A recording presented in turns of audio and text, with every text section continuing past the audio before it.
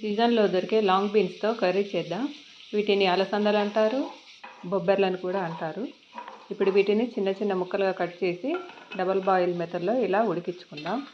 ఇవి ఉడికేలోపు మనము ఆలుగడ్డను పొట్టు తీసి చిన్న చిన్న ముక్కలుగా కట్ చేసి పెట్టుకోవాలి. అలాగే అల్లం, వెల్లుల్లి, పచ్చిమిర్చి పేస్ట్ దంచి పెట్టుకోవాలి. మెంతి కూర, ఉల్లిగడ్డలు కూడా సన్నగా తరిగి పక్కన పెట్టుకోవాలి. ఇప్పుడు ఒక కడాయి తీసుకొని అందులో ఆయిల్ వేసి ఆయిల్ వేడెక్కాక ఎండుమిరపకాయలు, జీలకర్ర, ఆవాలు, సన్నగా తరిగిన ఉల్లిపాయలు, మెంతికూర వేసి వీటిని కూడా వేపుకోవాలి. కొద్దిగా ఉప్పు వేసి వీటిని మగ్గించుకోవాలి. ఇవి మగ్గాక ఇందులో అల్లం వెల్లుల్లి పేస్ట్ వేసి ఇవి కూడా పచ్చివాసన పోయే వరకు మరి కాసేపు మగ్గించుకొని కొద్దిగా పసుపు వేసి ఇందులో సన్నగా తరిగి పెట్టుకున్న ఆలుగడ్డలు కూడా వేసి కలిపి మూత పెట్టి కొద్దిసేపు ఆలుగడ్డలను ఉడికించుకోవాలి.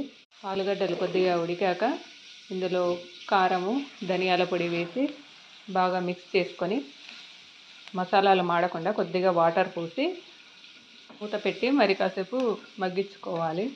ఇప్పుడు ఉడికిన అలసందలను లాంగ్ బీన్స్ని వేసేసి లాంగ్ బీన్స్కి మసాలాలు పట్టేలాగా మొత్తం బాగా మిక్స్ చేసుకొని కొద్దిగా వాటర్ పోసి మూత పెట్టి వీటిని కూడా మసాలాలు పట్టేలాగా ఉడికించుకోవాలి అలసందలని. చివరగా కొత్తిమీరతో గార్నిష్ చేసుకుంటే అలసందల కర్రీ రెడీ. ఇది చపాతీలోకి కానీ రైస్లోకి కానీ సర్వ్ చేసుకోవచ్చు.